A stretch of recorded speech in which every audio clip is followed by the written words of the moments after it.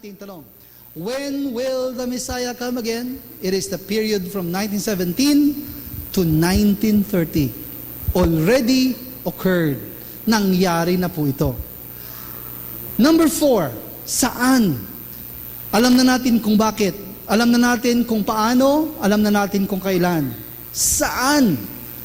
Saan siya lalabas? Sa isang piniling bansa. Kung magkakaroon ng piniling bansa, ito ay dahil sa paghanda ng Diyos at siya ay susuportahan at poproteksyonan. Maraming tao, iniisip nila, ito yung Israel. Kasi binanggit nga sa Biblia, pag dumating daw ang Messiah, babalik siya sa Israel.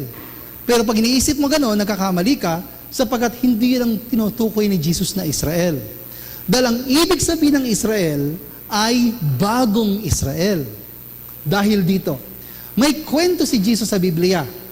Meron daw isang may-ari ng ubasan at nung panahon na ng kanyang mga pag-ani, nagpadala siya ng mga tauhan para kunin ang kanyang parte. Pero pinagpapatay yung mga servants niya. Finally, sabi niya, igagalang nilang anak ko kaya papadala ko. Pero nung dumating yung anak, pinatay nila. Natutuwa ba yung may-ari? Hindi. Magagalit. Kaya ang sabi dito, tatanggalin sa kanila ang pag-aalaga ng lupa at ibibigay sa ibang grupo ng tao. I-analyze natin yung kwento. Meron daw landowner, ito yung may-ari. Meron siyang ubasan. Nung panahon ng ani, nagpadala siya ng tauhan. Anong ginawa sa mga tauhan? Pinagpapatay. Kaya sabi ng may-ari, ipapadala ko yung anak ko. Igagalang nila yung anak ko. Pero nung pinadala niya anak niya, pinatay. Kaya dahil doon, nagalit yung may-ari, tatanggalin ko sa mga dati at ibibigay ko sa ibang grupo. Anong ibig sabihin ng kwentong ito? Ang owner, yan si God. Ang ubasan, yan ang Israel. Sino yung mga servants? Ito yung mga propeta. Sa kasaysayan ng Israel, pinagpapatay sila. Sino yung anak? Si Jesus. Kaya maliwanag, hindi dumating si Jesus para mamatay. Ang sabi ng Bible, surely they will respect my son. Pero nung pinatay yung anak niya, anong sabi ng may-ari? Tatanggalin ko sa kanila. Ibig sabihin, hindi na sa mga Hudyo. Hindi na sa mga Israelite. At magkakaroon ng bagong tenants na magpuproduce ng ani at magbibigay sa kanya ng kanyang share. Bagong Israel. Bagong bansa. Kaya hindi na yung dating lumang bansang Israel. May tatawaging bagong Israel. So ngayon, ito ang pag-uusapan. Pag sinabi nating Israel, ito yung pangalan ni Jacob na pinalitan. Ang ibig sabihin nun, victor by faith, nagwagi dahil sa kanyang pananampalataya. Nung pinagmamalaki ng mga Hudyo, mga anak kami ni Abraham, sabi ni Jesus, huwag kayong magmamalaki ng mga anak kayo ni Abraham. Galing sa mga bato, pwedeng gumawa ng anak ang Diyos, ng anak ni Abraham. So hindi porkit ikaw lumabas sa bansang Israel, ang magulang mo Israel, ikaw yung Israel. Sabi rin dito, being part of Israel is spiritual, not physical. Kaya pag sinabi ng Bible darating siya sa Israel, hindi yung lumang bansang Israel ang alam natin. Pag sinabi nating Israel, ang bagong Israel ay ang mga migmana ng pananampalataya. Ito ang mga Kristiyano. Darating ang Messiah among the Christian. Pero anong bansa? Sabi ni Paul sa mga Romans, dahil sa ginawa ng mga Hudyo, ang kaligtasan ay napunta sa mga Hentil, hindi sa mga Hudyo. Sinabi rin sa Acts, ginawa kita Paul bilang ilaw ng mga Hentil para madala mo ang kaligtasan sa dulo ng mundo. Napunta sa kanila ang kaligtasan, hindi dun sa unang pinili. Kaya hindi na yung unang bansa. Kaya ang ibig sabihin nito, merong ibang chosen nation. Pero pag sakaling may bagong chosen nation, hindi dapat ipagmamalaki. Kasi kung gagamitin ng Diyos ang isang bansa, ito ay malaking sakripisyo at serbisyo. Dahil gagamitin ng Diyos ito para sa kaligtasan ng buong mundo. Dadating ang Messiah, hindi para sa kanila, para sa buong mundo. Kaya whoever wants to become great must be the servant, and whoever wants to be first must be the slave to all. Kung sino ang piniling tao, isang malaking karangalan, pero isang napakabigat din na responsibilidad. Naiintindihan ba natin? Kaya hindi yan, kumbaga, kami na lang, tayo na lang, gano'n. pero isang malaking responsibilidad. Pero kung pipili ang Diyos ng isang bansa, ano ang magiging qualification? Una, dapat ito'y pinatibay at sinubukan ng maraming hirap at lumakas ang kanilang pananampalataya. Ito ang pinakamagaling na paraan ng edukasyon sa tao, yung dumadaan sa maraming pagsubok. Ang isang tao na naging masyadong madali, masarap ang buhay niya, hindi seryoso sa Diyos, hindi seryoso sa pananampalataya. Hindi ba? Kung palaging masarap ang pagkain mo sa lamesa, baka nakakalimutan mong magdasal, magpasalamat man lang. Pero kung bihira, mahirap sa iyong kumain kahit 3 beses maghapon, pag nakakain ka ng medyo masarap, pasalamat ka lalo. Kaya sino ang gustong gamitin ng Diyos? Hindi yung mga taong mga masasarap ang buhay. Hindi yung mga taong masagana ang buhay. Yung mga taong pinatibay ang pananampalataya dahil sa kanilang paghihirap sa buhay. Isang tao, isang grupo ng tao. Pangalawang qualification ng bansa, central religion. Anong central religion? Kristyanismo. Ang konsepto ng Mesaya ay nanggaling sa Hudyo na minana ng mga Kristiyano. Sino ang makakaintindi talaga sa Mesaya? Ang mga Kristiyano. Pero darating ang Mesaya, hindi para iligtas lamang ang mga Kristiyano. Kaya, ang bansa na tatanggap sa Mesaya, hindi pwedeng isang relihiyon lang. Andun ang central, pero marami rin siyang religion doon. Ang bansa na tatanggap sa Mesaya ay magiging hati kasi pag-aawayan, paglalabanan. Kung saan seryoso ang Diyos, doon din seryoso si Satan magtrabaho. Kung saan ipapadala ng Diyos ang Mesaya, doon din haharangan ni Satan ang Diyos sa kanyang mga gawa. Kaya ang bansa na kung saan darating ang Mesaya ay magiging pinaglabanan. Bansa na pag-aawayan ng Diyos at ni Satanas. Anong bansa? Meron kayo nasa isip? Pang-apat, hindi pwedeng magkaroon ng kaligtasan kung walang indemnity. Pero ang bansa na tatanggap sa Mesaya, kailangan dumaan sa tinatawag nating pambansang indemnity. Hindi lang isang grupo, hindi lang isang sektor, yung buong bansa dumadaan sa indemnity. Lalo na yung kahulugan ng number 40. Kasi yung 40, ang ibig sabihin, separation from Satan. Meron na kayo naisip? At maraming mga hula tungkol sa Mesaya. So, anong bansa ang meron itong qualification na ito? Maaring ang Pilipinas. Pero ang Pilipinas, hindi siya yung bansa na nahati at pinaglalabanan. Kaya maaring ang Pilipinas ay hindi messianic John the Baptist. Anong John the Baptist? Siya yung tutulong, maghanda, at magpakilala sa Mesaya. Kaya marami siyang qualification, pero hindi man siyang Mesaya, Messianic nation, siya ang John the Baptist nation. Susuportahan pa rin ni God, bibigyan pa rin ng maraming pagpapala. Kaya maaring ang Pilipinas ganon. Pero saan ito mangyayari? Saan darating ang Mesaya? Alam na natin qualification. Ang sabi ng Biblia, sa malayong silangan. Sabi ng Matthew, a lightning comes from the east and flashes to the west. Manggagaling daw sa silangan. Meron pa sinabi, galing sa pagsikat ng araw, from the rising of the sun. Saan sumisikat ang araw? Sa silangan din. Pero depende yan kung saan sinulat ang Biblia. Ang Biblia ay nasulat sa Middle East. Pag tinuro mo ang silangan, pupunta yon sa Asia. At pag tinuloy-tuloy mo, aabot sa malayong silangan. Yung tinatawag na Far East.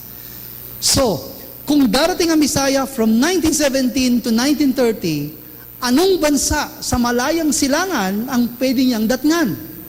Ano ang pinakamatatag na mga bansa sa malayong silangan? Sa katagalan ng panahon, ito yung 3 mga bansa na matatatag na nangyari mga 1917 to 1930. China, Korea, at Japan. Saang bansa siya darating? Ito ba ang bansang China? Noong 1917, ang China ay nagiging isang komunistang bansa dahil sa kilusan ni Mao Zedong. Imposibleng gagamitin ng Diyos na pagdadala niya ng Mesaya ang China kung ang China isang bansang kumakalimot, tumatalikod at pinagpapapatay ang kanilang mga relihiyoso. Nung nagkaroon ng Cultural Revolution sa China, pinagpapapatay nila ang mga religious leaders. Binubulag nila yung mga Buddhismo, pinupugutan ng ulo mga Kristiyano. So, malamang hindi niya gamitin ang isang bansang komunista. Japan, isang matandang bansa rin. Pero noong 1917 to 1930, makapangyarihan ang bansa. Walang hilig ang bansa kundi manakop.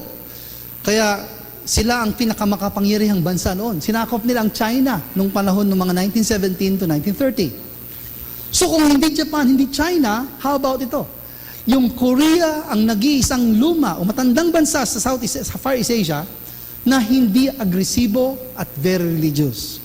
Anyway, para maiksi ang ating talakayan, sabihin na natin, ang mas may qualification sa tatlong ito ay walang iba kundi ang bansang Korea. The land of the morning come na tinatawag. Korea ay bansa na religious. Tingnan natin kung akma ito sa mga qualification binanggit natin. Ang kasaysayan ng bansang yan ay dapat maraming hirap na nagpatibay sa kanilang pananampalataya. Ang kasaysayan ng Israel, ay ng Korea, ay umaabot na sa 4,300 years. Ang tagal, di ba? Sa loob ng 4,300 years, sila ay sinalakay ng 900 beses. Sa Pilipinas, dalawa lang pananalakay ang na-experience natin. Japan at saka ng Amerika. Yung Spain, hindi talaga salakay ang ginawa nila. Nag-introduce lang ng bagong kultura. Kaya parang sa bawat 7 taon, may sumasalakay sa kanilang bansa. Kaya kung tayo pinanganak sa panahon ng digmaan, alam niyo kung gano'ng kahirap magkaroon ng digmaan. Kaya itong mga taong ito na nakatira sa Korea, dumating sila sa ganitong punto na halos mawala, pero hindi nawala ang kanilang pananampalataya. Hindi rin sila gumanti sa mga bansang umatake sa kanila, kahit na matatapang at malalakas din sila. They never attack another country. At meron silang pananampalataya sa nag-iisang Diyos na ang tawag nila, Hananim. Hana, ibig sabihin nag-iisa. Nim, mataas na paggalang. Kaya ito ay isang patunay na ang bansang ito ay dumaan sa napakaraming hirap. Kaya alam niyo yung batian ng mga Koreano, anyong, ibig sabihin ng anyong peace. Sa sobrang dalas ng mga digmaan, ang batian nila, buhay ka pa ba? Ganon sila. Pag tumatahol ang aso, ang tawag nila, umiiyak ang aso. Pag kumakanta yung ibon, ang tawag nila, umiiyak yung ibon. Masyadong malalim. Kaya kung makikinig kayo ng manonood kayo ng mga Korean telenovela, ang lalalim ng mga tema nila, di ba? Pagdating sa mga kalungkutan. Kaya kahit na hindi tayo mga Koreano, nakaka-relate tayo kasi malalim yung kanilang storylines tungkol doon.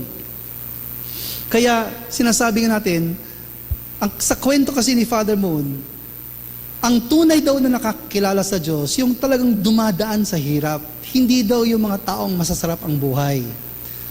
Dahil pagkatapos ng fall, para siyang binaliktad ni Satanas siyang mundo. Saan napunta si God? Napunta si God sa mababa, si Satan ang nasa taas. So saan mo makikita si God? Saan mo makikilala si God? Saan mo mamimit si God? Hindi yung magandang sitwasyon, masarap na sitwasyon, magaan na sitwasyon, pero pag dumaan ka sa hirap, doon nasusubukan at doon tumitibay ang iyong pananampalataya sa Kanya. Kaya pinadaan ng Diyos ang Koreano sa mga maraming ganito para ihanda sila. So, ang daming umatake, ang daming sumugod. Mongolia, China, Japan, pero hindi sila gumanti. Wala kang mababasa sa kasaysayan na mga Koreano nagpadala ng mga sundalo para sakupin ang isang teritoryo o kaya agawin ang isang teritoryo, etc. Hindi sila, kumbaga, umatake. Pangalawa, ito yung country ng central religion. Hindi masyadong matanda ang Kristyanismo sa Korea, pero sa Korea makikita ang pinakamalaking simbahan sa buong mundo. Nakabukas daw siya 24 oras may tao. Ang daming tao araw-araw. Ibig sabihin, kahit hindi siya kasing tanda ng Kristyanismo sa Pilipinas, very active ang Kristyanismo doon. Nung nagpunta dito si Billy Graham, siguro alam niyo yung pangalang Billy Graham, matagal na to, patay na siya. Nagpunta siya sa Korea para magkrusada. Pero nung dumating siya doon para magkrusada, siya yung na-inspire. Sabi niya, sa aking bansang Amerika, medyo natutuyo na ang Kristyanismo. Pero dumating ako rito, nabuhay akong mulit dahil sa mga pananampalataya ng mga Koreano.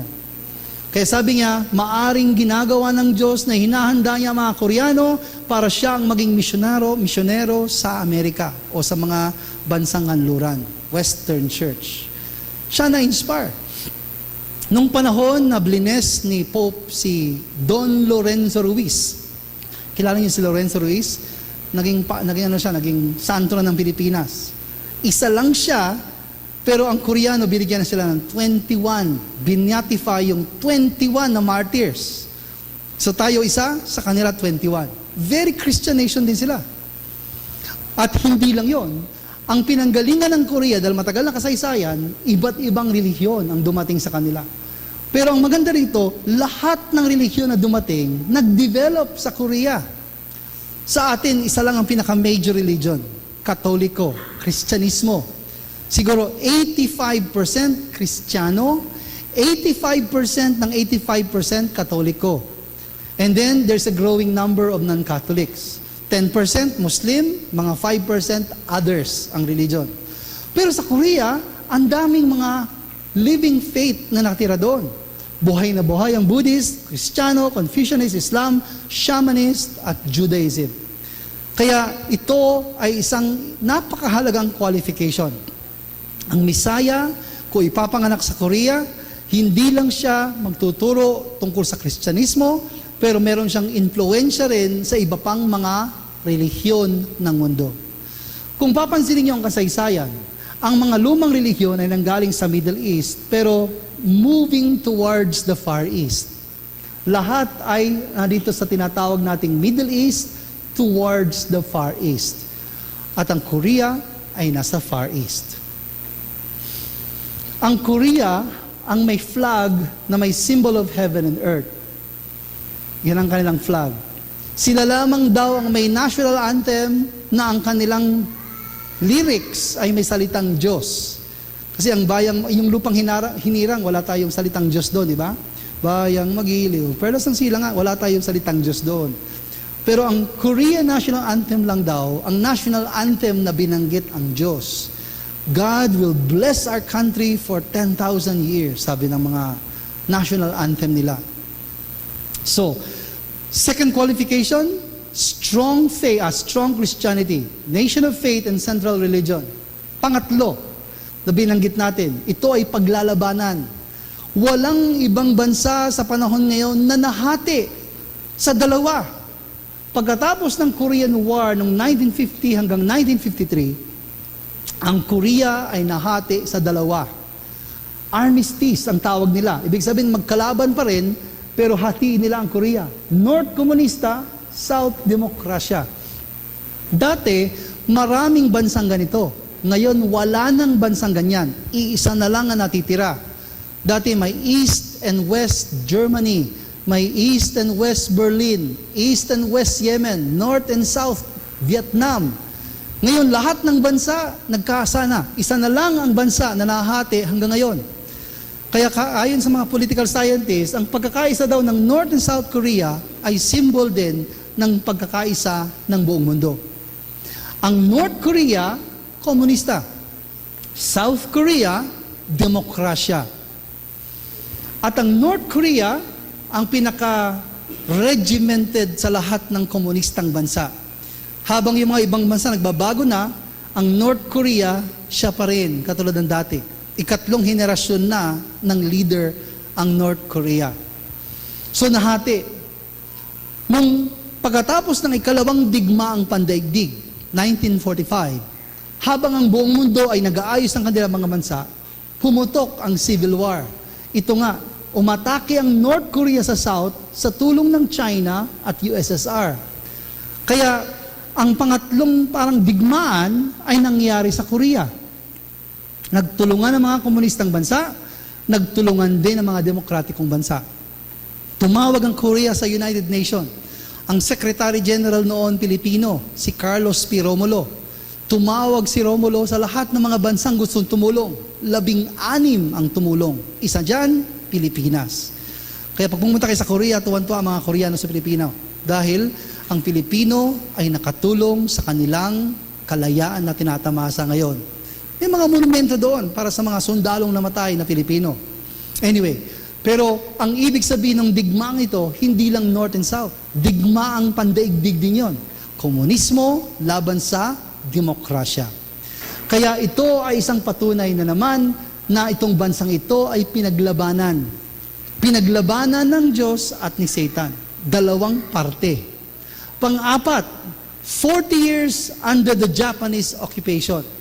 Sinakop ng Japan ang Korea noong 1905. Noong 1905, ginawang parang probinsya ang Korea ng Japan. At sinakop sila sa loob ng 440 taon. Ibig sabihin, natapos lang noon, natapos yung ikalawang digmaang pandaigdig, 1945. So 1905 to 1945, 40 years. Ang number 40 ay indemnity. Buong bansa ay nag-indemnity. Para ang Israel ay maging isang piniling bansa. Dumaan sila sa 400 taon sa ilalim ng Egypt bilang alipin. Para ang Rome tumanggap sa Kristyanismo, 400 taon din. Kaya ang Korea ang bansa na pinili sapagkat dumaan din siya sa 40 taon sa ilalim ng malupit na Japan. Kung meron kayong mga lolo't lola na buhay pa nung panahon ng Hapon, magpakwento kayo kung gaano kalupit yung mga Hapon nung panahon ng gera. No? At kung papansinin nyo rin, may mga sundalong Koreano sa Pilipinas. Kasi ito rin yung mga naging, traitors ng kanilang bansa. Sumali sila sa army ng mga Japan at nag-join sila dito sa invasion force ng Pilipinas.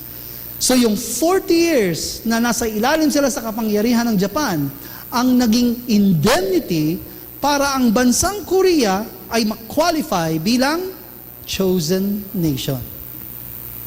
Many old and new prophecy, mga hula tungkol sa Misaya.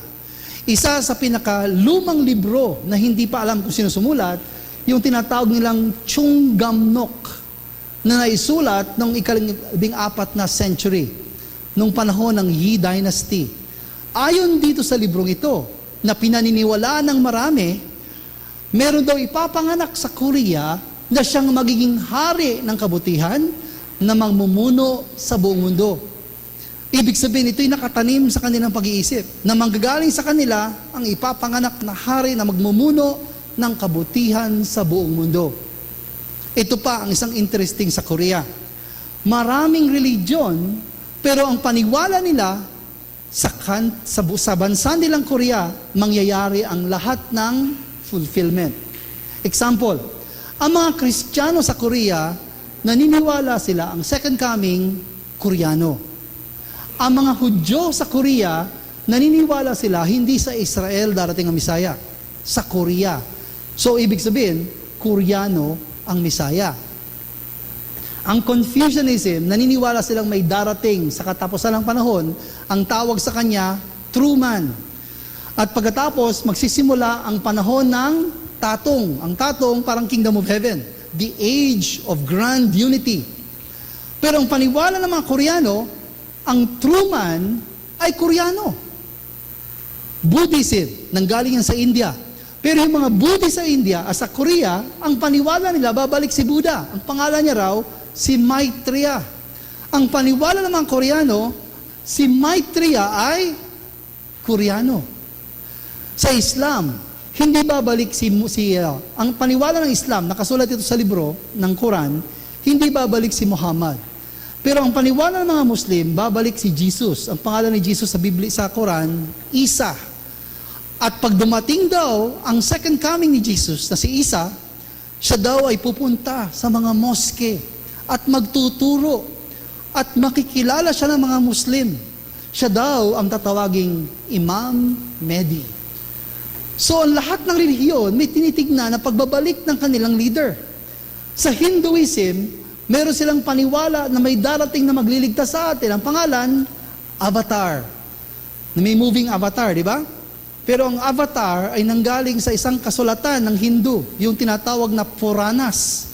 At nakasulat sa Puranas, ang avatar daw ay manggagaling sa langit pero ipapanganak sa lupa. At makikipagdigma sa mga masasama ng mundo para maitatag ang kaharian dito ng Diyos sa lupa. Parehong-pareho. Doon sa tinatawag natin. Katulad ito yung painting ng Avatar. Kung titignan nyo sa Biblia, ang description ng second coming, He is called faithful and true and riding a white horse. Nakasakay daw sa puting kabayo. Ang Avatar, paniwala ng mga Hindus, nakasakay din sa puting kabayo. So anong ibig sabihin itong lahat na pinag-uusapan natin? Itong lahat na ito ay iisang tao lang. Yan ay walang iba kung hindi ang second coming. Kasi iisa lang ang Diyos sa lahat ng relihiyon. Kung dumating lahat yan, kahit dumating na ang Mesaya, hiwalay-hiwalay pa rin ang mga tao, iba-iba pa yung mga relihiyon. Kaya ang ibig sabihin, ang tinutukoy nating second coming ng mga Kristiyano, siya rin yung first coming ng mga Hudyo. Siya rin yung Truman ng mga Confucius, mga Chinese. Siya rin yung Buddha ng mga Buddhist. Iisa lang siya. Naintindihan niyo ba? Kaya ang second coming of Christ ang tutupad at tatapos ng lahat ng relihiyon. Siya ang magpapatupad ng lahat ng mga prophecies ng lahat ng relihiyon. Yun ang ibig sabihin. Kaya pag dumating ang second coming, siya rin yung Maitreya, siya rin yung Avatar, siya rin yung Buddha. Kaya pag dumating siya, hindi siya magtuturo para sa isang grupo, para sa isang relihiyon, para sa isang bansa. Tuturuan niya ang lahat para magkaisa. At ang uniqueness ng Korea, ang Korea naniniwala, iba-iba man ang relihiyon, ang lahat ng founders ay babalik bilang Koreano. Kaya kausapin mo yung mga Koreanong Kristiyano, sasabihin nila sa'yo, ang belief namin sa second coming, Koreano. Ang daming grupong ganon sa Korea. Kaya base sa pinagpilian natin, Korea qualifies as the second coming nation. Because dahil sa kanyang mahabang kasaysayan, 4,300 years. Pero maraming pasakit, maraming sakripisyo, maraming paghihirap. Ganito hinanda ng Diyos ang bansa na darating ang Mesaya sa isang grupo ng mga tao na talagang pinalalim ang pananampalataya dahil sa paghihirap. Central religion. Magtuturo siya tungkol sa Kristyanismo, pero siya ay pagyayamanin ng iba-ibang turo, ng iba-ibang relihiyon. Mahati sa dalawa. Kaya na-divide ang Korea. 38 parallel. Yung godly na komunista, yung godly na South Korea, at yung sa North Korea na komunismo. National indemnity, 40 years sa ilalim ng Japan. Ang malupit na pagpapalakad ng Japan. At yung maraming prophecy.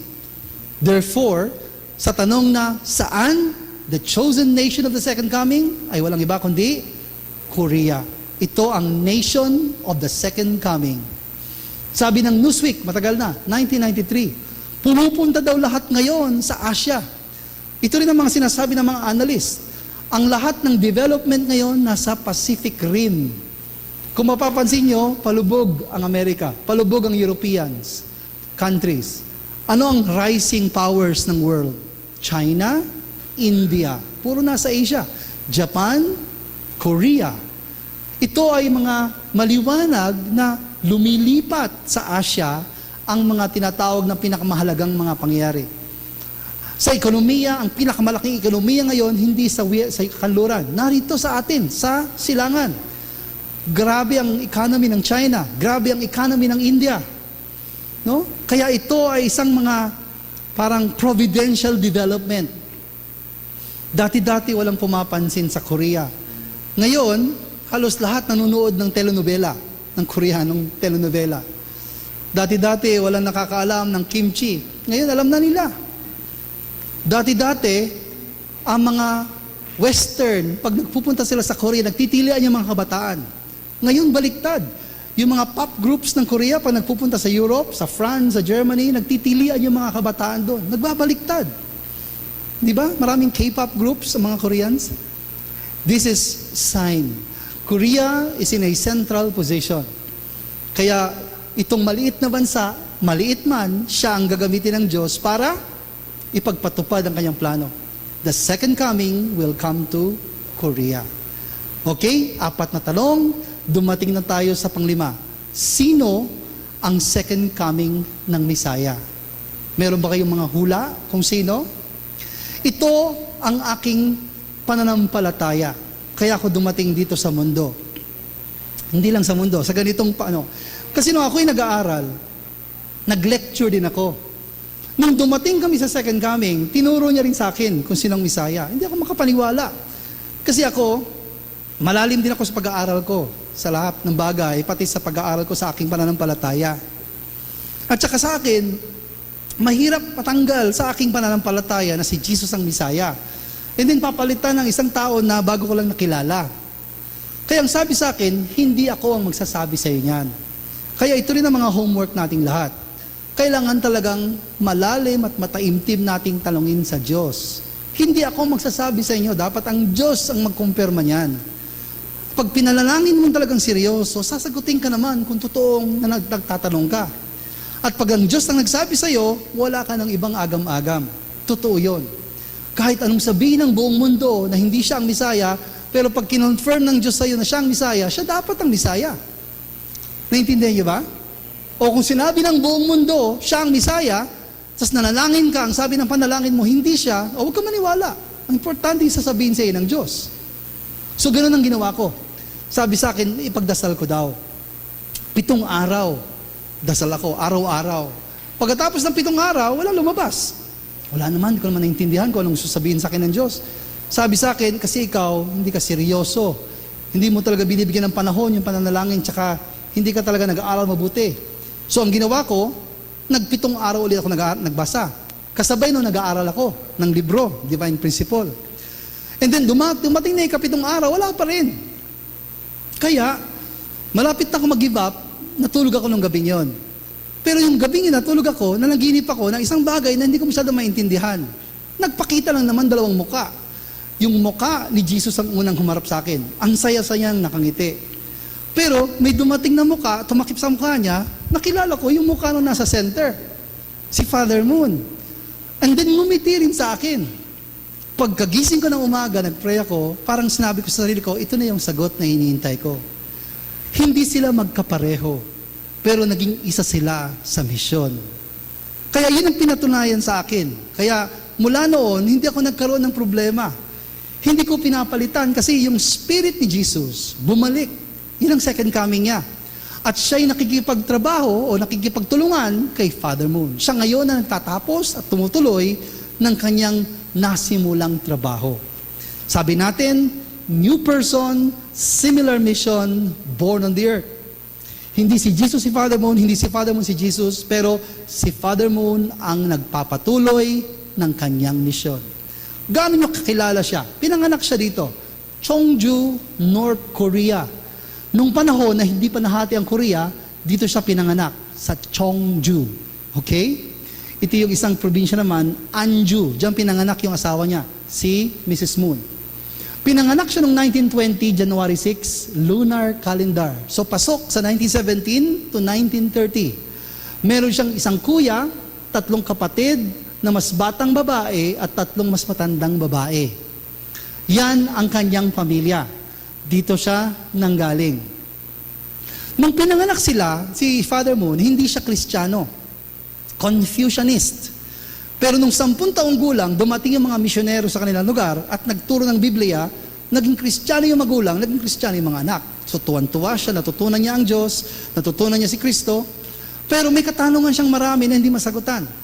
So marami siyang pinagtanungan, walang nakapagsagot, hanggang sa nag-give up siya, nagdasal na lang siya. Dumating yung sagot nung siya'y 15 taong gulang. Nanalangin siya nung Easter Sunday. Nagpakita sa kanya si Jesus. At ang kanyang katanungan ay sinagot sa kanya. Tama ka sa pag-iisip na hindi ito ang orihinal na plano ng Diyos. Dumating ako, pero hindi ko natapos ang aking dapat tatapusin o gawain. Kaya dapat may magpatuloy. Kaya ang commission dito, sinabi ni Jesus kay Father Moon, ikaw ang magpapatuloy. Ayaw niya. 15 taong gulang. Nung 15 taong gulang din ako, wala akong inisip kundi maglaro o kaya makipagkaibigan. Kaya nung 15 taong gulang, sinabihan siya na ikaw ang dapat magpatuloy sa kinaumpisahan. 3 beses siyang tinanong bago niya sinabing oo. Pero ang importante dito, hindi lang yung pagsabi ng oo. Ano yung mga sumunod na mga kaganapan pagkatapos niyang sabihing oo? Maraming tao sasabihin, nakita ko rin si Jesus, pinakilala rin niya sa akin, may sinabi siya sa akin ito. Pero anong nagawa nila? So ito ang remarkable sa buhay ni Father Moon. Pagkatapos niyang experience na yan, Hindi na naging bago at hindi na naging simple ang kanyang pamumuhay. Si Father Moon, naging asawa niya si Mrs. Moon, si Hak Jahan, at silang dalawa ang tinutukoy natin pag sinasabi nating true parents. Okay? So, who is the second coming? The answer is Sun Myung Moon. Pero ang gusto ko, ma-confirm nyo yan sa inyong pananampalataya. Ako'y very confident dahil sa aking karanasan. Let God answer your question. Hindi dapat ako ang magsasabi sa inyo. Pero paano natin makikilala ang isang Misaya? Una sa lahat, sa pamamagitan ng buhay niya. Ang Misaya ay darating sa maraming hirap. Sinabi yan sa Book of Luke, sa Luke 17:25.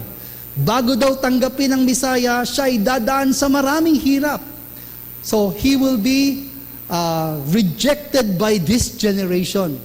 He will be accepted, but he will first be rejected by this generation. Hindi raw siya tatanggapin agad. Siya'y dadaan sa hirap.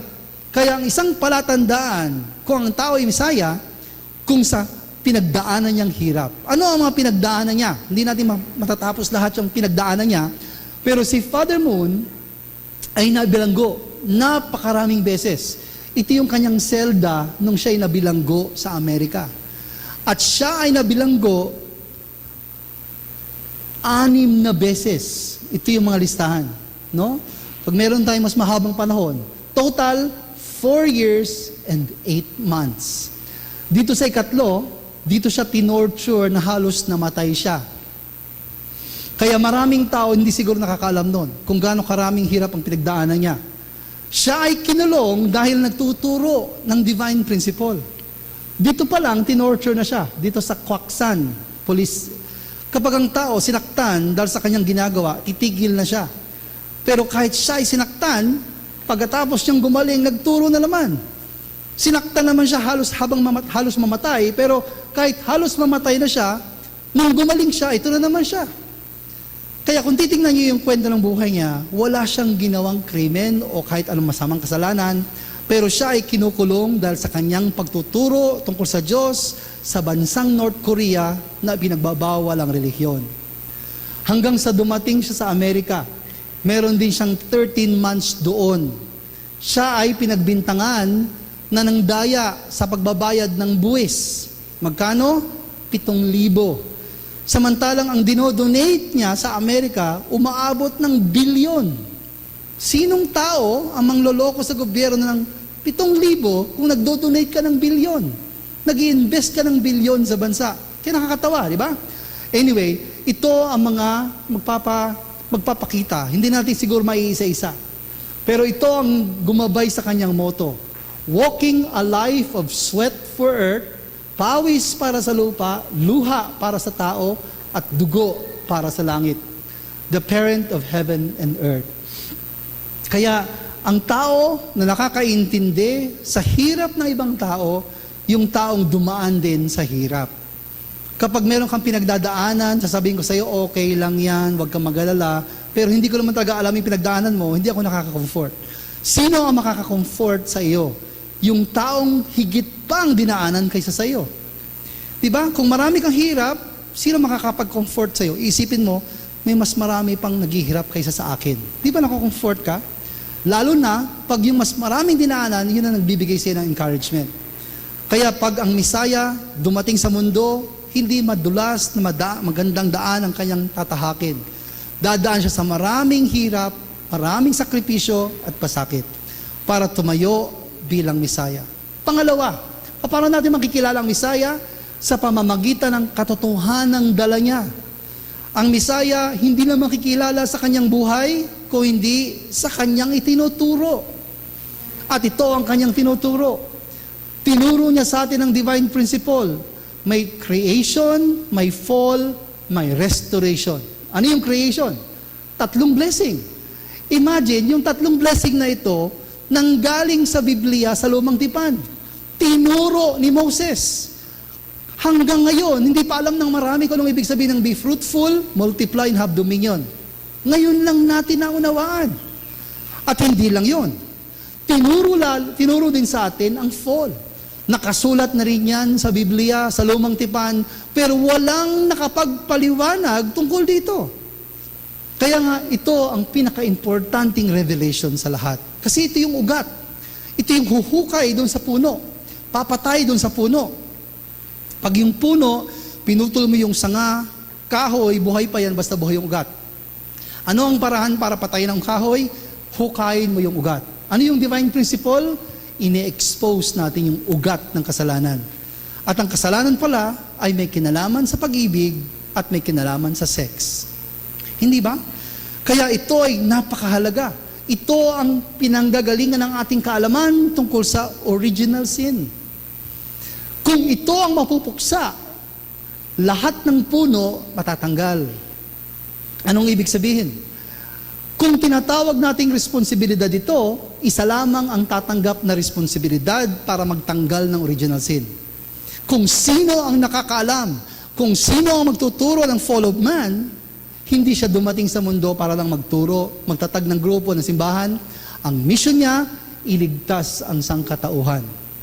Marami rin akong pinag-aralang relihiyon. Pero ang original sin, tinuturo lamang ni Father Moon. Dahil siya ang nagtuturo ng original sin, ito ay isang qualification ng Messiah.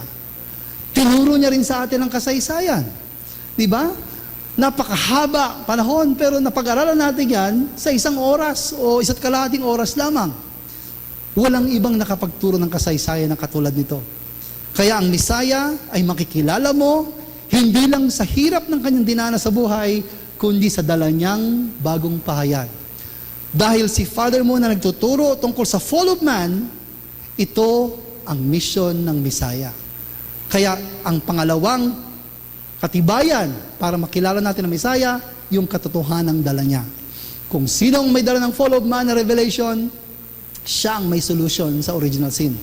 Kung sinong may original sin solution, siya rin ang Messiah. Pangatlo, ang Messiah hindi lang maghihirap sa mundo. Hindi lang magtuturo na magtuturo. Otherwise, baka makriticize ang Messiah, puro kasalita. Puro kasalita, puro ka-idea, puro ka-theory. Mahirap yung maraming sinasabi, walang ginagawa. Kailangan meron siyang pinapakita o pinapatunayang gawa. Kasi ang katotohanan, hindi pwedeng maganda lang pagpapaliwanag.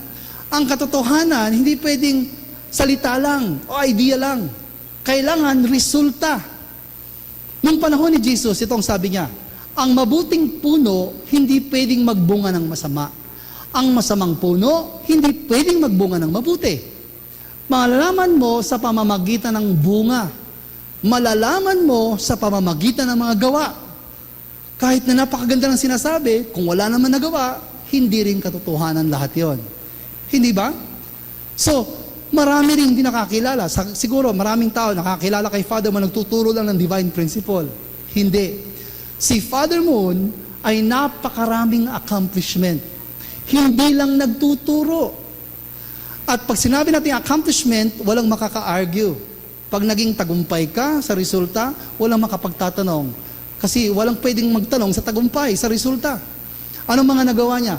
Sa larangan ng industriya, nakapagpatayo siya ng maraming kumpanya. Ito, construction company. Computer company. Siguro, marami sa atin hindi natin alam ito na aspeto ng kanyang mga ginagawa. Shipbuilding, gumagawa ng mga barko. Machine tool factory. Kaya si Father Moon, hindi puro salita. Yung kanyang mga tinuturo ay isa lamang aspeto, pero ang dami niyang ginagawa.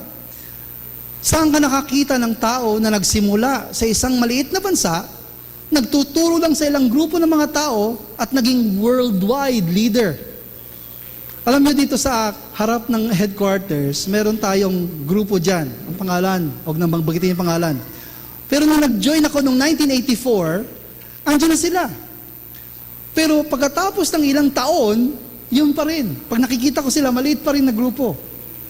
Samantalang dito sa 32 Summer Avenue, parami ng parami yung mga tao, palaki ng palaki yung building, hanggang pati yung building masikip na rin. At kumakalat sa buong Pilipinas, sa buong mundo. Naintindihan ko sa sabihin? Kasi madaling kunyari criticize, no? Mali yung tinuturo mo, ito ang tama, ito yung tama. Pero pag resulta ng trabaho, paano may kikriticize yung mga tao na kapag buo ng ganyan? nakapagpatayo ng pharmaceutical company, gumagawa ng mga gamot. Alam niyo ba na ginagawa yon? Nagpapatayo ng mga eskwelahan. Sun Moon University, Pure Love University. At siguro, nabalitaan niyo na, meron tayong university, meron tayong college tayo sa Tanay, yung IPLC. Ito yung University of Bridgeport. Kaya hindi lang siya puro salita. Minsan, ang pinakamagandang paraan na mag-testify ka, yung gawa. Kahit wala kang salita, pag nakita yung gawa mo, ito pala ang ginagawa niya.